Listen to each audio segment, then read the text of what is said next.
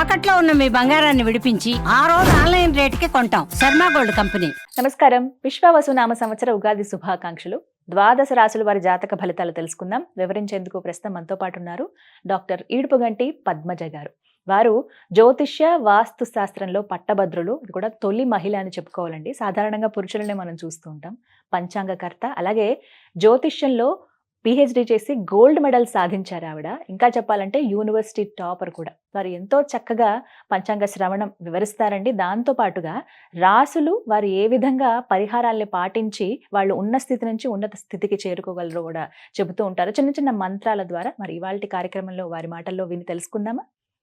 నమస్కారం అమ్మా. నమస్కారం. శ్రీ విశ్వావసునామ సంవత్సరంలో ద్వాదశ రాశుల్లో మూడవదైనటువంటి మిథున రాశి వారి జాతక ఫలితాలు ఎలా ఉన్నాయి? ముందుగా మిథున రాశిలో వచ్చే నక్షత్రాలు తెలుసుకుందాం మనం. మృగశిర 3-4 పాదాలు, అలాగే ఆరుద్ర 1, 2, 3, 4, పునర్వసు 1, 2, 3 పాదాలు, మొత్తం ఈ 9 పాదాలు కలిపి మనం ఈ యొక్క మిథున రాశిలోకి తీసుకుంటాం.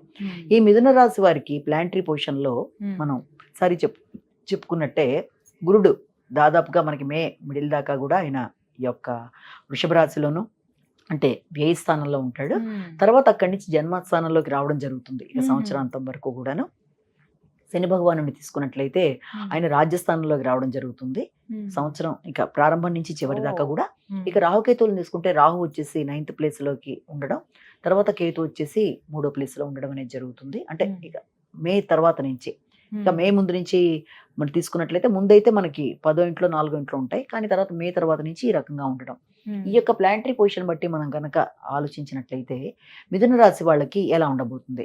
ముందుగా వీరి యొక్క ఆదాయ వ్యయాలను కూడా మనం పరిగణలోకి తీసుకోవాలి. కాబట్టి మిథున రాశి వాళ్ళకి ఆదాయం 14, వ్యయం 2, అలాగే రాజపూజ్యం 4, అవమానం 3. కాబట్టి వీరి యొక్క ఆదాయ వ్యయాలు, రాజపూజ్య, అవమానాలు వీళ్ళకి ఈ రకంగా ఉన్నాయి. ఇక ఈ యొక్క మిథున రాశి వాళ్ళకి ఈ యొక్క ఫలితాలు ఎలా ఉంటాయన్న విషయాన్ని కనుక మనం ప్రధానంగా తీసుకుంటే, ఈ మొట్టమొదటి స్పాన్ లో అంటే గురుడు ఈ మేధాక ఇచ్చే ఫలితాల్లో ఖర్చులు పెట్టి కూడా వాళ్ళు కొంత వైరుధ్యాలు తెచ్చుకునే అవకాశం ఉంది. అంటే వృత్తికి సంబంధించిన విషయాల్లో కావచ్చు, లేకపోతే జీవిత భాగస్వామి వీళ్ళకి సంబంధించిన విషయాల్లో ఖర్చులు అనేవి కొంత అధికంగా పెట్టి కూడా తగిన విధంగా దానికి గుర్తింపు అనేది రావడంలో కొంత ఇబ్బంది అనేది ఫేస్ చేస్తారు. చేసిన తర్వాత దాంతో పాటుగా ఏంటంటే ఎక్కడన్నా గృహాల మీద కానీ దేని మీద పెట్టుబడి పెట్టడానికి చేసే ప్రయత్నాలు అనుకుంటూ ఉంటారు, కానీ అది కొంత ఆగుతూ రావడం అనేది ఒకటి.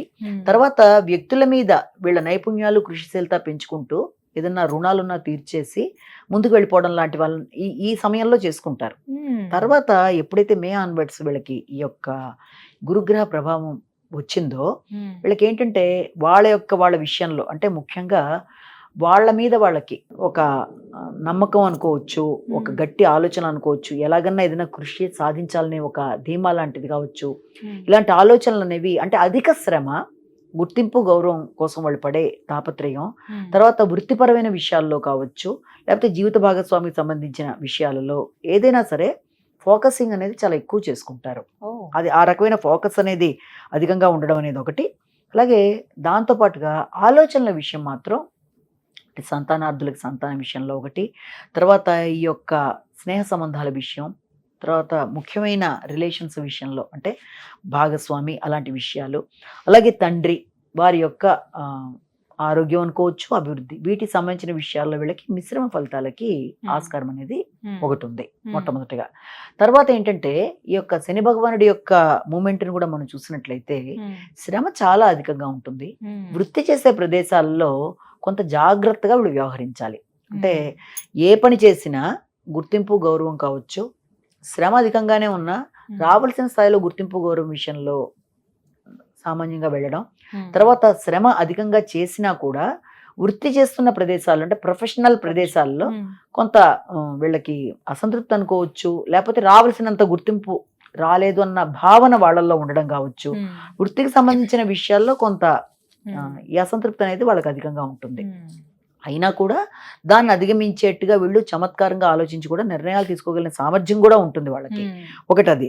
రెండోది ఏంటంటే దాంతోపాటుగా వీళ్ళకి మోసాలకి తొందరగా లొంగకుండా వీలైనంత జాగ్రత్తలు అయితే తీసుకోవాలి. ముఖ్యంగా అంటే ఏ పని చేసినా, ఏ పని అంటే ఖర్చుల విషయంలో మోసాలకు గురి కాకూడదు. ఎప్పుడు కూడా శాటర్న్ యొక్క ఇన్ఫ్లుయెన్స్ ఎప్పుడైతే ఉంటుందో ఆ ప్రభావంలో ఎలా ఉంటుందంటే ఖర్చులు చేసేటప్పుడు కొంత మోసాలకి లోనయ్యే అవకాశం ఉంది కనుక ఖర్చుల విషయంలో మోసాలకు కాకుండా జాగ్రత్త తీసుకోవాలి. ఏదైనా కొనుగోలు విషయంలో తీసుకుంటారు, ఆ రకంగా తీసుకుని అధిగమిస్తూ ముందుకు వెళ్ళగలుగుతారు. అలాగే ఏదైనా గృహానికి సంబంధించిన విషయాలు, ఆహారం సంబంధించిన విషయాలు ఇవన్నీ కూడా చాలా వరకు అనుకూలంగా చేసుకోగలుగుతారు. అలాగే వాహనాలకు సంబంధించిన విషయాల్లో కూడా వీళ్ళ ఆలోచన విధానం చాలా వరకు అనుకూలంగానే ఉంటుంది. శ్రమతో అయినా సరే వీళ్ళు ఏదైనా సరే చేయడానికి అన్ని విధాలా కష్టపడతారు ఆ రకమైన విషయాల్లో. కానీ ముఖ్యంగా వీళ్ళు గుర్తుంచుకోవాల్సింది ఏంటంటే వీళ్ళు జాగ్రత్త తీసుకోవాల్సిన మెయిన్ ప్రదేశం ఏంటంటే సోషల్ రిలేషన్స్, తర్వాత పార్ట్నర్షిప్ వ్యవహారాలు, పార్ట్నర్షిప్, సోషల్ రిలేషన్స్, స్నేహ సంబంధాలతో పాటుగా సంఘంలో వ్యక్తులతో, నూతన పరిచయాలతో వీటి విషయంలో మాత్రం వీలైనంత జాగ్రత్తలతో ముందడుగు వేయాలి. ఒకటి ఆలోచించుకోవాలి, అది జాగ్రత్తలుగా తీసుకోవాలి.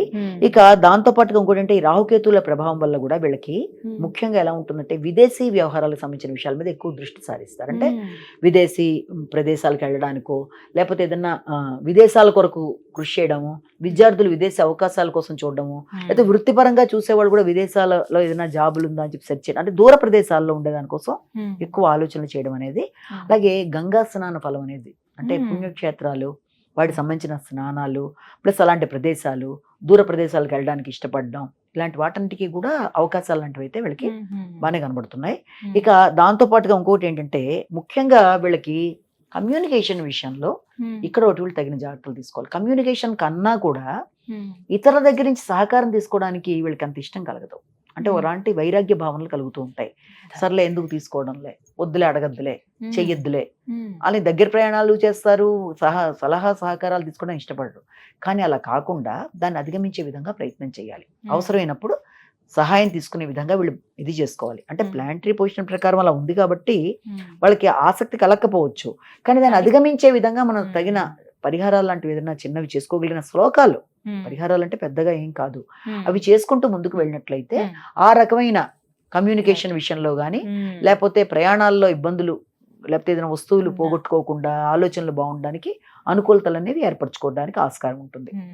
కాబట్టి వీళ్ళ ఫోకస్లో ఎక్కువ భాగం వీళ్ళు తీసుకోవాల్సిన మొట్టమొదటి జాగ్రత్త సాంఘిక సంబంధాలు, ఇతరుల దగ్గర సలహా సంప్రదింపులు తీసుకునేటప్పుడు, సహకారం తీసుకునేటప్పుడు వదిలేని నిర్లక్ష్యంగా వదిలేయకుండా, అంటే నిర్లక్ష్యం అని కూడా అనడం లేదు, వైరాగ్యం అంటే బాగుంటుంది, నిర్లక్ష్యం కాదు. ఆ రకంగా చూసుకుంటూ పెడితే విద్యకి సంబంధించి విదేశీ వ్యవహారాలకు సంబంధించిన విషయాల్లో కానీ అవి అనుకూలంగానే, దూర ప్రదేశాల మీద ఎక్కువ ఆసక్తి. తర్వాత వృత్తిలో మాత్రం శ్రమకి తగినంత స్థాయిలో లేదని కొంత వృత్తి చేసే ప్రదేశాల్లో కూడా కొంత ఇబ్బందులు, వాటిని అధిగమించే విధంగా ప్రయత్నాలు చేయాలి.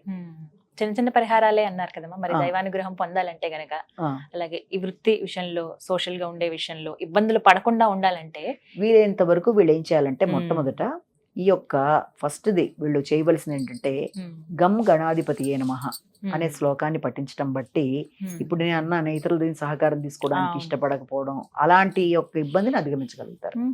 అదొకటి చేయడం. అలాగే దాంతో పాటే శ్రీ దుర్గే నమః కూడా చేసుకోవడం అనేది మంచిది. వృత్తిపరమైన విషయాల్లో ఇబ్బంది లేకుండా వాళ్ళు ముందుకు వెళ్ళడానికి వీళ్ళందరూ శ్రీదత్త శరణమ్మ, శ్రీ రాజమాతంగే నమః, ఈ రెండు కూడా చాలా అవసరం. ఇవి బాగా చేసుకోవడం బట్టి ఏమవుతుందంటే, అంటే వాటికి కూడా మార్నింగ్ 5 to 6, సాయంత్రం 6 to 7 ఆ రకమైన సమయాలు, అలా ఆ సమయంలో కొంత వీలైనంత ఎక్కువ, దానికి ఇంత అని మెజర్లా కాకుండా ఆ సమయంలో కొంచెం కాన్సన్ట్రేట్ చేసి చేయగలిగితే మంచిది. అవి చేయడం బట్టి ఫస్ట్ వ్యక్తికి కావాల్సింది ప్రశాంతత. ఇక్కడ ప్రశాంతత అనేది చాలా తక్కువ కనబడుతుంది కాబట్టి వీళ్ళకి ప్రశాంతతని పెంచుకోవాలి, సహకారాన్ని అవసరమైనప్పుడు తీసుకోవాలి. తర్వాత ఈ రకంగా ఇలా గంగా స్నాన ఫలం, ఆధ్యాత్మిక ఆలోచనలు అధికంగా ఉంటాయని చెప్పాను కాబట్టి ఆ బ్లెస్సింగ్స్ ఉంటాయి కదా. చాలా చక్కగా వివరించారు, ధన్యవాదాలండి.